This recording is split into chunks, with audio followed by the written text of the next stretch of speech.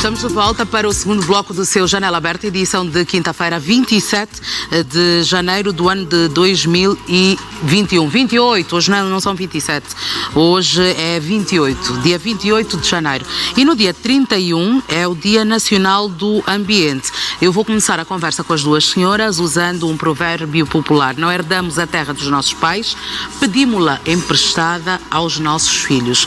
Melhor do que isso, para percebermos que não é responsabilidade dos nossos filhos cuidarem do que nos foi entregue pelos nossos pais, impossível. Boa tarde, Érica Tavares, ambientalista e fundadora da Eco Angola. Costumamos tê-la via Skype, hoje aqui de forma presencial. Tudo bem? Boa tarde, Mara. Está tudo bem? Bem-vinda.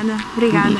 E está connosco também a bióloga Susana Bandeira, coordenadora da campanha sobre a conservação e biodiversidade da Eco Angola. Boa tarde, Susana. Boa tarde, bem-vinda. Mara. Obrigada pelo convite. Hoje nós queremos falar sobre a urgência em cuidarmos do ambiente. Sabemos que o ambiente somos todos nós, de resto é o nome também da nossa rubrica nesse momento. A necessidade de nós cuidarmos do ambiente parece-me que ainda passa um bocado ao largo da cabeça de algumas pessoas, Érica. O que fazermos para incutir cada vez mais essa responsabilidade a cada um dos humanos? Bem, é importante que todos nós saibamos que, como tu disseste, o ambiente somos nós e que todas as ações que nós temos em qualquer tipo de vida, plantas, animais, na terra, nos solos, na água, acaba também por impactar a nossa própria qualidade de vida. Então, se nós quisermos viver num ambiente sadio, num ambiente em que vamos estar a viver com mais saúde, precisamos de encontrar aqui um equilíbrio, que é a chamada sustentabilidade, para podermos então estar em harmonia com os nossos ecossistemas e ao mesmo tempo vivermos saudáveis. Talvez seja essa a questão que muita gente não percebe. Susana é bióloga, a questão dos ecossistemas e a importância na sua preservação para o nosso bem-estar. Na realidade, até parece que nos estão a fazer algum favor, né? Mas estaremos nós a cuidar dos ecossistemas para o nosso próprio bem-estar.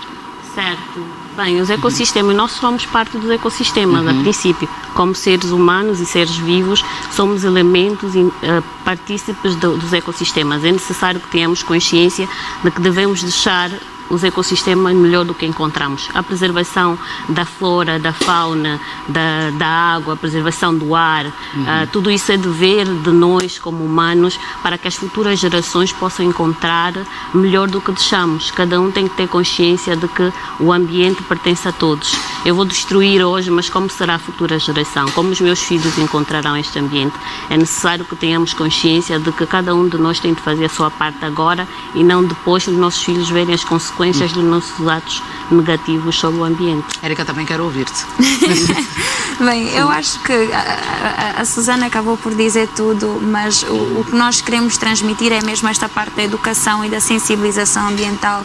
Se nós soubermos utilizar os nossos recursos naturais e biológicos de formas a não impactar tão gravemente o ambiente, porque vamos sempre impactar o ambiente de qualquer das formas, mas o importante é tentarmos encontrar um equilíbrio, e é esse equilíbrio que nós tentamos também passar para as pessoas que estão a assistir-nos. É esse equilíbrio que nós queremos que todos nós encontremos quando vamos a uma loja, pensarmos, não, se calhar não vou levar tantos sacos de plástico hoje porque sei que aquele saco pode ir parar ao mar. Quando vai parar ao mar, um peixe pode comer. Se o peixe comer o saco, eu vou comer o saco. E às vezes esquecemos de fazer essa conexão de que tudo que vai para fora também acaba por vir para dentro de nós. Pois, e essa grande diversidade de ecossistemas no nosso país acaba por permitir também uma diversidade de espécies que é bastante rica. Certo. Susana. Angola é, só para fazer referência, um dos países mais biodiversos da África subsaariana. Perde apenas pela República Democrática do Congo e pela África do Sul. Portanto, nós temos desde florestas úmidas no norte, a zona de transição, a escarpa de Angola, que é uma zona de endemismo. Para quem não sabe, endemismo são zonas em que existem espécies que só são descritas daquela zona, ou espécies que só ocorrem ali. Nós somos ricos em endemismo e temos também um dos desertos mais antigos do mundo, que é o deserto do Namibe, no sul de Angola. Portanto, essa transição entre floresta, entre a escarpa de Angola e entre deserto, faz com que Angola tenha uma diversidade de espécies comparada a países ricos da África. Portanto, para o nosso país, grande parte dessa biodiversidade ainda não está descrita sequer.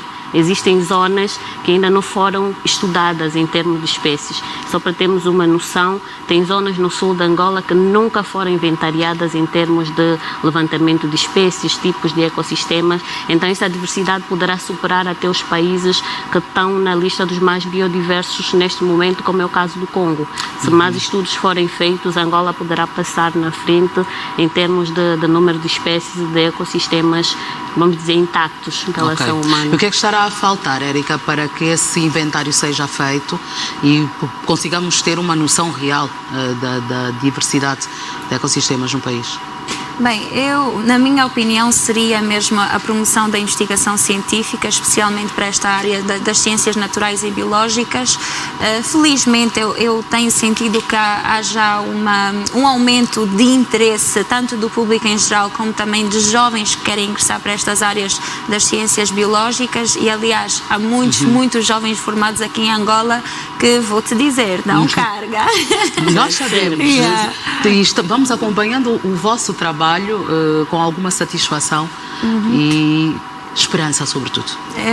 É verdade. Então, nós, para podermos chegar a esse passo, é um bocado do que nós já temos feito, tentar trazer esse incentivo, esta sensibilidade, porque na realidade, para chamar interesse, as pessoas precisam de perceber porquê. Porquê é que precisamos de estudar isso? Que diferença vai fazer para nós e para o nosso país?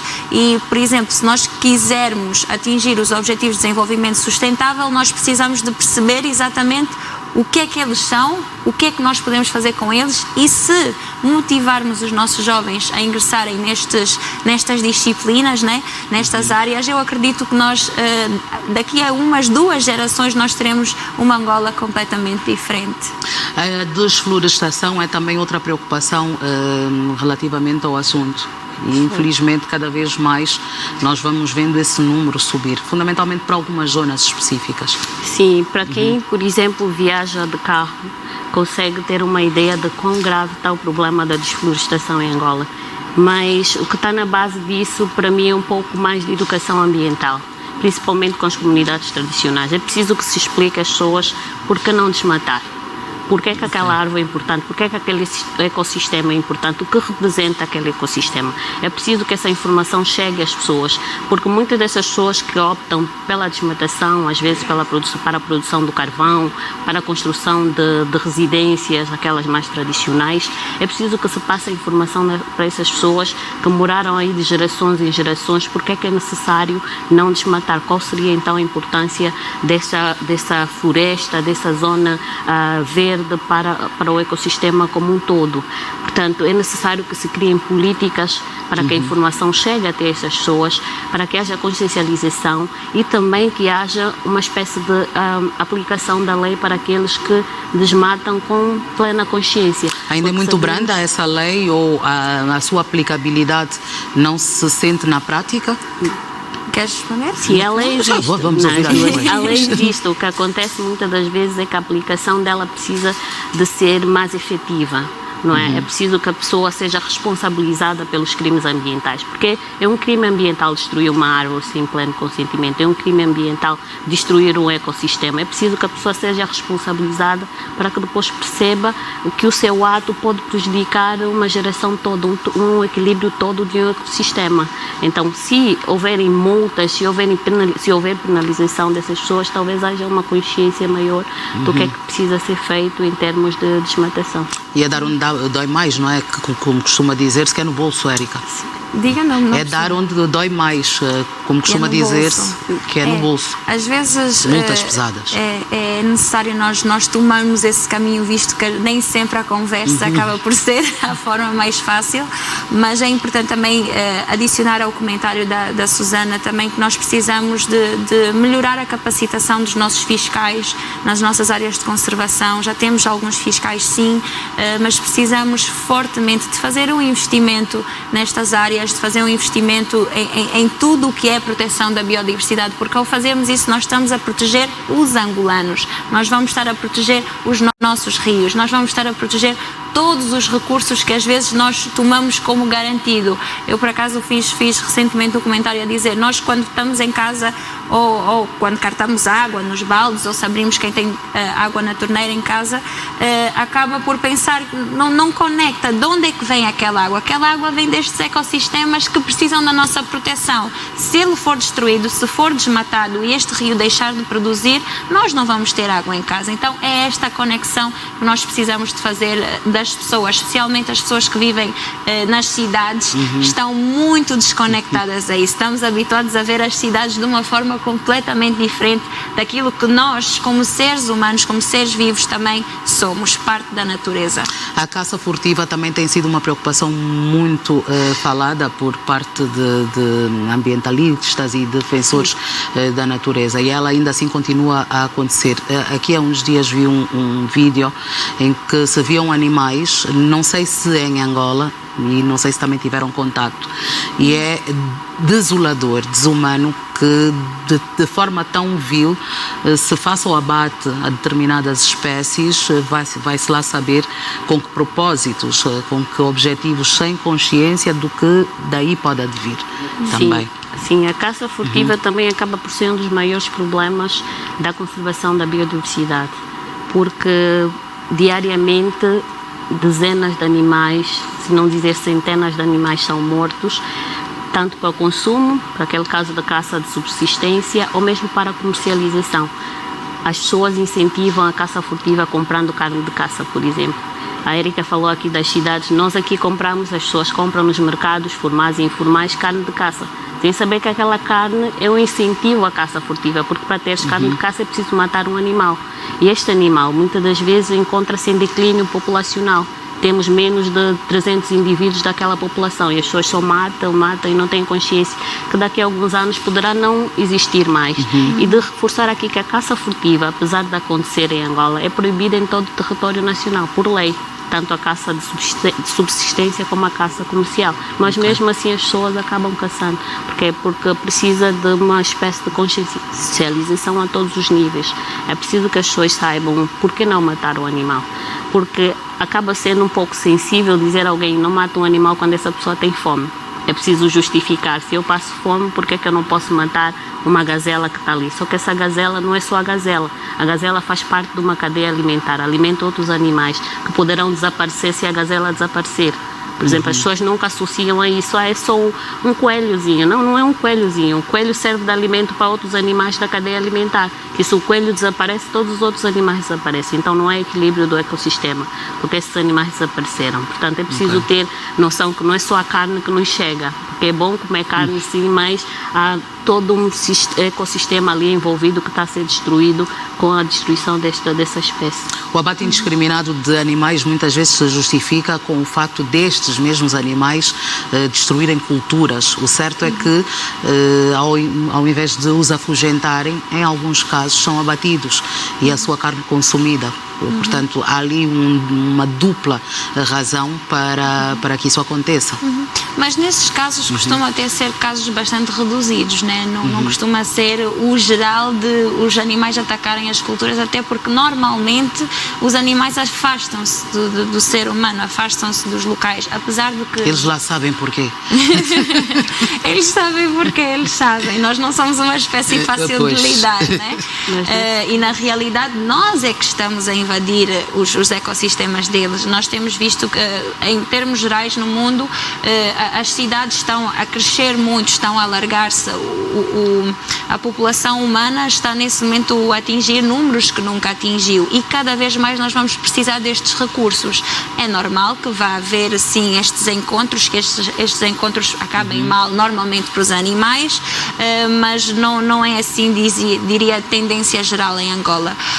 Mas eu acho que a Susana aqui está, ela estava com vergonha, mas acho que a Susana está a deixar tudo aqui bem explicadinho, porque essa é exatamente a mensagem que queremos passar, a importância de nós termos de manter estes animais, ou às vezes até plantas, certas plantas que são importantes para ecossistemas e que se nós removermos uma, duas, três, este sistema pode cair completamente. E é isto que nós queremos transmitir, é que mesmo para nós termos percepção daquilo que nós causamos na natureza, às vezes não precisa de ser só depois da consequência. Nós precisamos também de refletir, ok, eu antes de tirar esta peça daqui, será que isto pode acontecer ou não pode acontecer? E é importante que nós em casa, mesmo não sendo biólogos, mesmo não sendo ambientalistas, no fundo somos todos ambientalistas, mas mesmo não assumindo ser um ambientalista, todos nós temos este dever e é importante nós construirmos esta reflexão crítica, pensamento crítico, pensarmos nas nossas consequências antes de tomarmos ações. Estou na estrada, vejo carne de caça, tentador, mas será que o fungo no sábado, no Calulu, sabe bem, mas preciso de fazer isso todos os sábados? Quantos animais estão a ser abatidos para eu ter de fazer isso para um prazer meu? E quanto as outras necessidades, porque se nós acabamos por destruir estes habitats e estes ecossistemas, nós vamos estar também a promover mais fome, nós vamos estar a promover mais insegurança alimentar, vamos estar a promover mais pobreza, porque estes ecossistemas sustentam muitas outras comunidades. Então há que ter aqui o mesmo, tentarmos encontrar o equilíbrio. Ouvi, acho que foi ontem ou antes de ontem, nas notícias, dizer que corremos o risco de termos, se continuarmos a não observar chuva em determinadas regiões, corremos o risco de termos alguns alimentos numa condição de escassez. Até nisso, na questão da chuva, das quedas pluviométricas, até nisso tem muito a ver, ou tudo a ver, com a proteção que nós damos aos ecossistemas. Sim, porque tudo isso é um processo.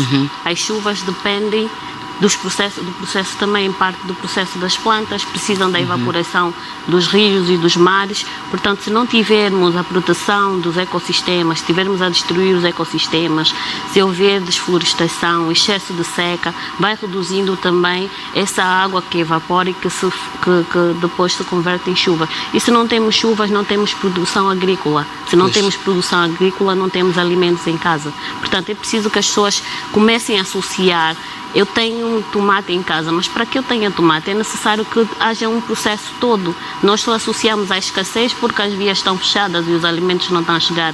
Mas será que a produção está a ser suficiente para cobrir as necessidades? Não, às vezes. Porquê? Porque há insuficiência de chuvas naquele ano agrícola, portanto a produção também será limitada. É preciso que tenhamos consciência que pode parecer uma ação muito pequena nossa, mas essa ação pode impactar muito o ambiente e as outras pessoas que dependem dela, porque não podemos só pensar em nós, às vezes somos tão egoístas que pensamos em nós e na nossa família, e estamos bem nas pessoas mais próximas, mas nos esquecemos que somos todos parte é como se fosse um globo e estamos todos dentro dele. É preciso que cada um funcione de forma racional para que os outros também tenham os benefícios do que fazemos. E é isso que vocês, Eco Angola, têm estado a transmitir um pouco por todo o país, em termos de mensagem.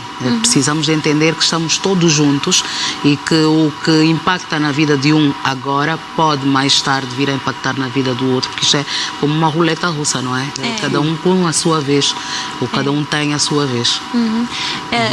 Nós tentamos transmitir esta mensagem de diversas formas, porque Angola enfrenta vários problemas ambientais e estes problemas ambientais têm impactos sociais. Um exemplo muito claro, por exemplo, é a situação da nossa gestão de resíduos, né? Que se essa gestão de resíduos não for feita de forma efetiva e eficiente, nós todos vamos ser impactados em termos de saúde, em termos de poluição nas nossas cidades. Então, esta é a conexão que nós precisamos de fazer. Estavam a falar há pouco tempo sobre a situação das secas. Angola também é um dos países que tem maior, ou é mais impactado pelas alterações climáticas devido à nossa posição. Se nós olharmos para isso, ok, já temos a ciência, já sabemos que isto é um facto, então como é que nós podemos fazer para tornar as comunidades mais resilientes às alterações climáticas? Em vez de termos populações, por exemplo, que estão naquelas partes mais áridas, onde temos as secas no sul, como é que nós podemos fazer não só furos, porque aquilo é muita coisa temporária, mas encontrar um lugar em que estas comunidades possam estar resilientes, encontrar uma forma de tentarmos travar a extensão da desertificação no sul do nosso país. Então, e há muitas destas soluções na realidade que provêm da própria natureza, como a reflorestação. Há muitos países que têm feito barreiras de florestas, especialmente no norte da África. Não sei se conhece algum nome, Susana? Está-se a fazer o corredor de árvores na África toda para evitar a desertificação. Está a passar por vários países. Exato. E Angola também já interessou-se em fazer parte dessa plantação, uma espécie de uma cortina para a África, uma cortina ecológica para a África, para reduzir os efeitos da desertificação. E basicamente o nosso trabalho é tentar levar isto avante, né? Não passar só de intenção ou ideias, mas passar para esta ação, e passar para esta ação mesmo com a sociedade civil, com as pessoas, com os cidadãos, porque nem sempre temos de esperar tudo por parte do governo. Nós, cidadãos, também temos direitos e temos os nossos deveres, e se nós podemos contribuir para isso, saímos todos mesmo a ganhar. Sem assobiar para o lado quando chega a parte dos nossos deveres, não é verdade? Falaste sobre a questão da gestão dos resíduos. Sei que vai acontecer a Expo Recicla 2021. Afinal de contas, quais são os objetivos desta exposição, Susana? A Érica depois vai dar mais subsídios, mas um dos objetivos é justamente esse, mostrar às pessoas que é possível fazer a reutilização do material reciclado, né? É possível não descartar o lixo a priori, mas utilizar para outros fins que podem ser tanto benéficos para nós ou para as outras pessoas, porque o que pensamos que é lixo para nós, para as outras pessoas pode não ser. E principalmente nós, em termos de gestão de resíduos, fala-se muito dos plásticos.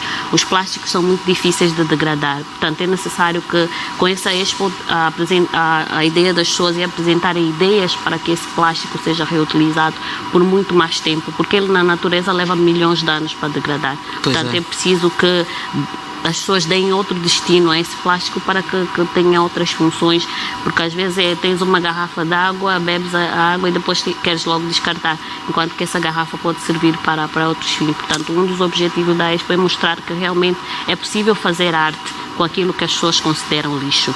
A arte, e mais do que arte até, porque recordo-me que mostramos aqui a construção de uma casa de banho numa comunidade recôndita pelo projeto Química Verde Lab, com garrafas plásticas, usando esta técnica para minimizar o impacto da inexistência de uma casa de banho naquela zona. Vocês vão realizar um webinar, Érica, sobre o quê, afinal?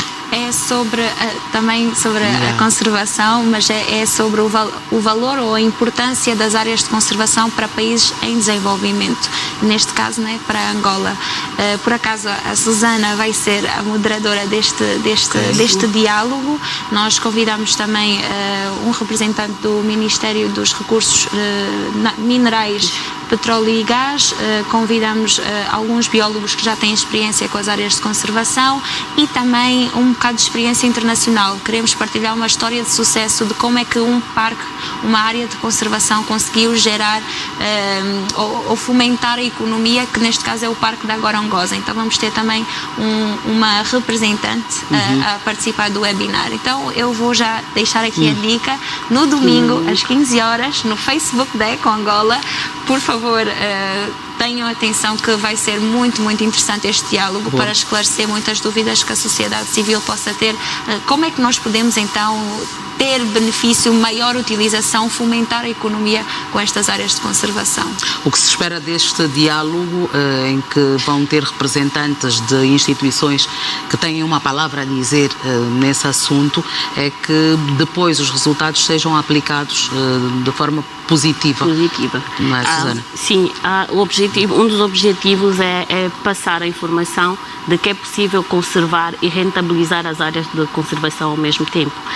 Tem muita gente que não sabe o que acontece, tem mesmo angolanos que não sabem sequer que Angola tem áreas de conservação, porque o acesso a estas áreas é difícil. Então as pessoas viajam para ir ver parques nacionais em outros países, não têm noção de que nós também temos. Então como é que nós podemos conciliar a conservação da biodiversidade, das espécies, da flora e da fauna, os ecossistemas, e também ter benefícios para os próprios angolanos e principalmente para as comunidades tradicionais, porque as nossas áreas de conservação têm comunidades tradicionais e muitas delas não têm noção do valor tanto o valor, diria, valor cultural, o valor financeiro que essas áreas possam ter. Portanto, a nossa ideia é também passar essa informação que é possível rentabilizar sem destruir as áreas de conservação. Boa. É preciso que haja um equilíbrio entre a proteção da biodiversidade e o crescimento econômico de um país. Portanto, por isso é que nós tiramos exemplo o nosso país, que é um país em via de desenvolvimento, à semelhança de outros países africanos. Por exemplo, a Namíbia é um país